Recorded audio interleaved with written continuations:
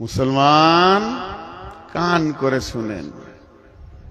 আবু বকর বলছেন, ভাই প্রথম নম্বরে তুমি দেখেছো কালো মেঘ, ওটা মেঘ নয়, দিন ইসলামের সুশীতল ছায়া।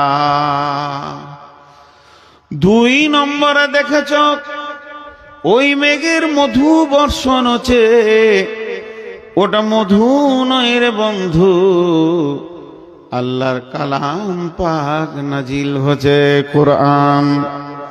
তিন নম্বরে দেখেছ জিন ইনসান সেই মধু খেতে এসেছে, কেউ পেট ভরে খেলো, কেউ সামান্য খেলো, কেউ এক ঘুট দু ঘুট খেলো, কেউ খেলো না।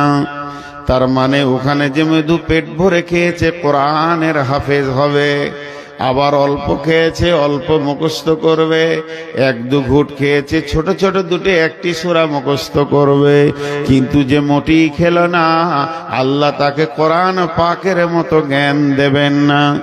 এরপরে তুমি দেখেছো ওই বৃষ্টির ভিতর দিয়ে একটি রাস্তা, একটি রশি ঝুলছে, ওটা রশি লয় ভাই, ওটা সূরা বাকারার একটি আয়াত, ইহদিনাস সিরাতাল মুস্তাকিম।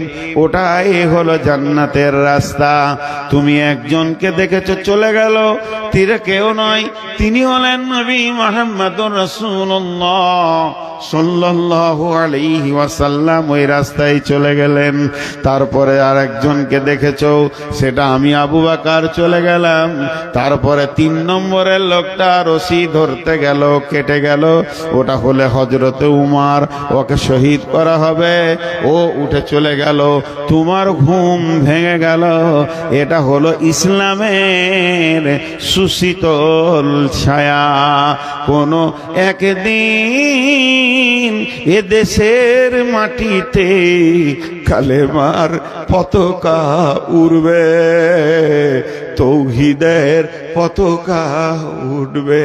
সেদিন মুসলমান দুঃখ বেদনা ভুলে হাসিতে দুলবে, হাসি আর খুশিতে দুলবে। রবে 100 আলহামদুলিল্লাহ, আলহামদুলিল্লাহ, সুম্মা আলহামদুলিল্লাহ। আপনাদেরকে আমি বুঝাতে পারছি।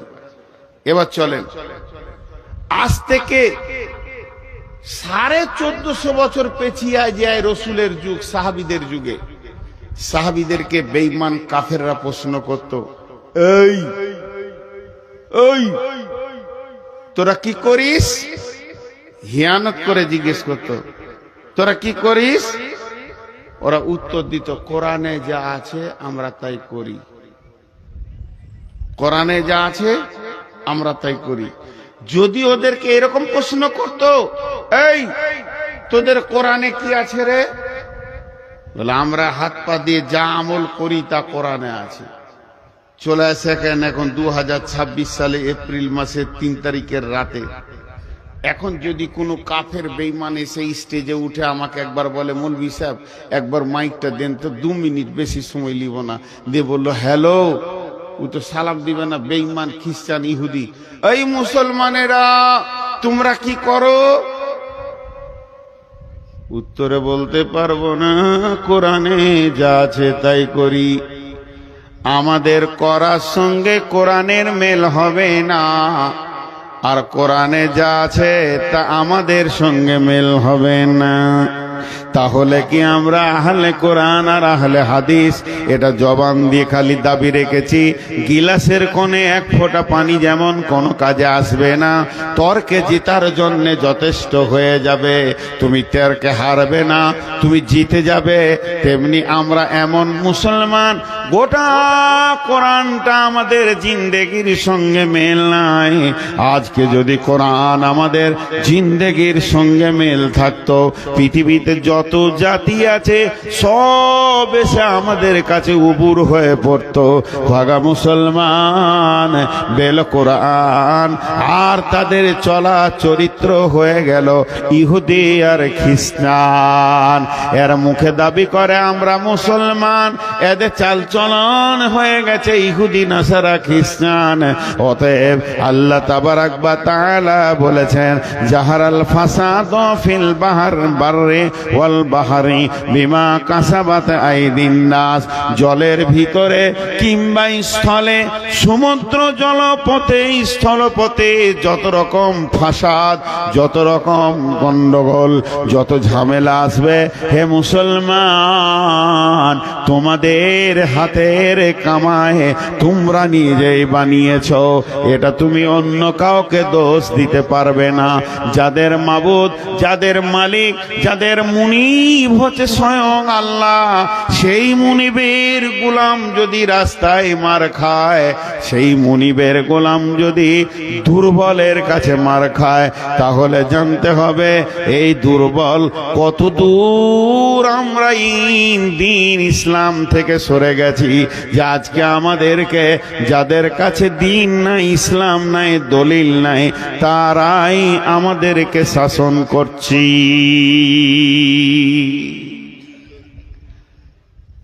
জি, একটা স্বপ্নের কথা বলবো।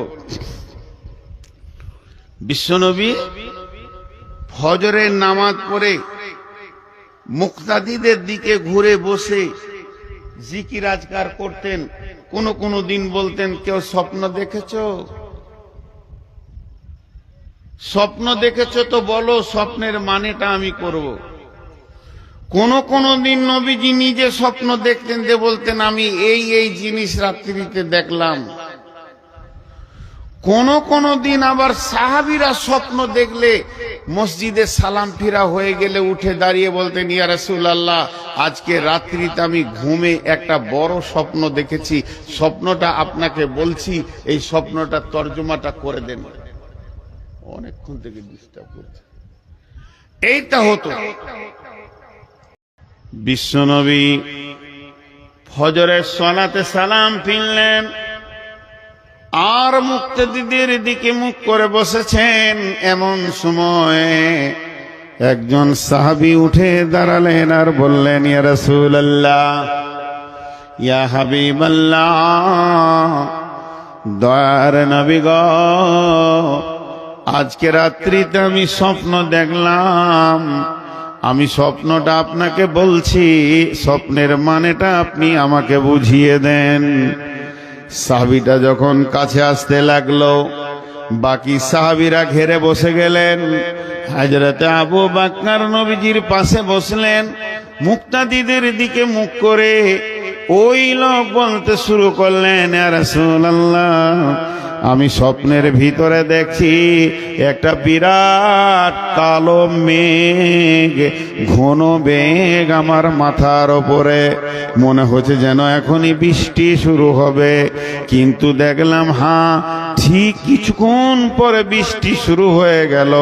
আর বৃষ্টির যখন পড়তে লাগলো, বড় আশ্চর্যের বিষয়, পানির বৃষ্টি হয়নি, দুধের বৃষ্টি নয়, শরাবের বৃষ্টি নয়, দয়ার নবী, মধু বর্ষণ হচ্ছে। জিন আর ইনসান সেই মধুকে খাওয়ার জন্য ভিড় লাগিয়েছে। কেউ পেট ভরে খেয়েছে, কেউ সামান্য খেয়েছে, কেউ এক দু ঘুট খেয়েছে, কেউ আবার খেলো না, দয়ার নবী।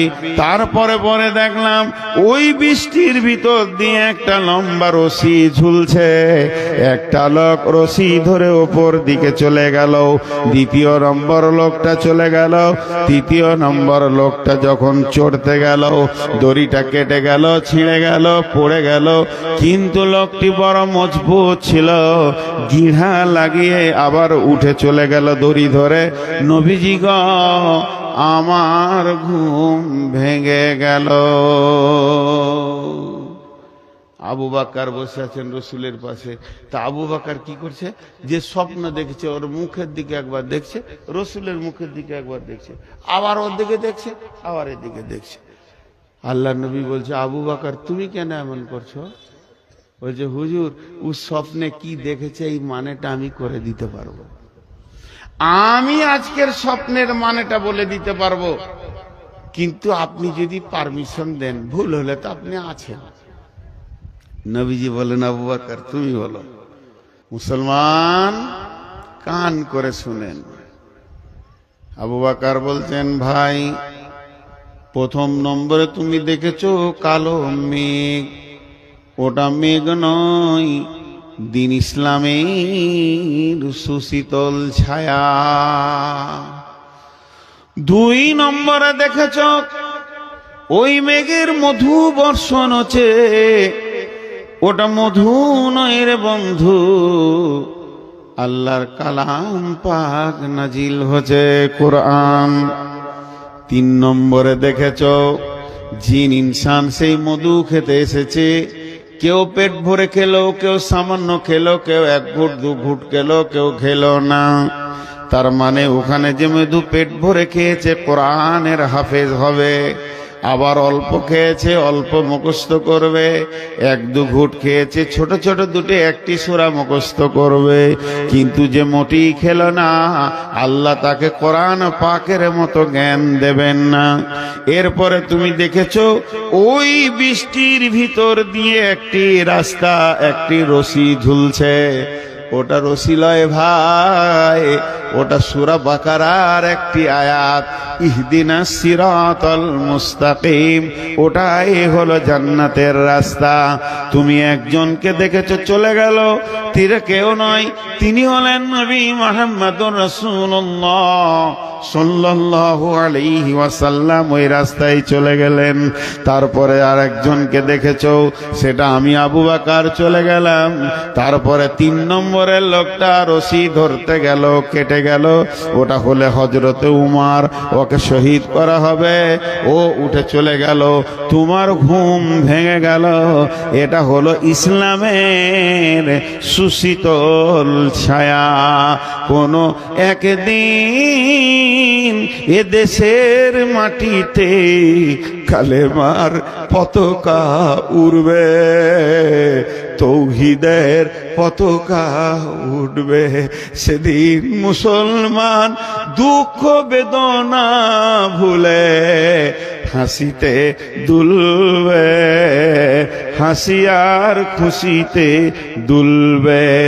রবে না ব্যভিচার, রবে না অন্যায় অবিচার, থাকবে না জুলুম অত্যাচার, সকলে শান্তিতে বাস করবে। কোনো একদিন এদেশের মাটিতে কালেমার পতাকা উড়বে। হে মুসলমান, আমরা উহুদের প্রান্তে দাঁড়িয়ে আছি, আমরা বদরের প্রান্তে দাঁড়িয়েছি। কখন শুরু হয়ে যেতে পারে। এখন ভারতবর্ষের মুসলমান উহুদ বদর খন্দকের ময়দানে দাঁড়িয়ে আছে। যে কোনো সময় যে কোনো জায়গায় শহীদ এর ডাক এসে যেতে পারে। তো এ হলো ইসলাম। কিন্তু ইসলাম ওয়ালারা আজকে শান্তিতে নাই। ছোট্ট একটা বিচার আপনাদের কাছে নিব, আপনারা বিচার করবেন আর আমি শুনবো, কারণ আমি আপনাদের কাছে বিচার নিতে এসেছি। দেখেন, আমি প্রথমেই বলেছি সুগারের রোগী, মাঝে মাঝে মাপ চাবো, মাঝে মাঝে ধুমকাবো।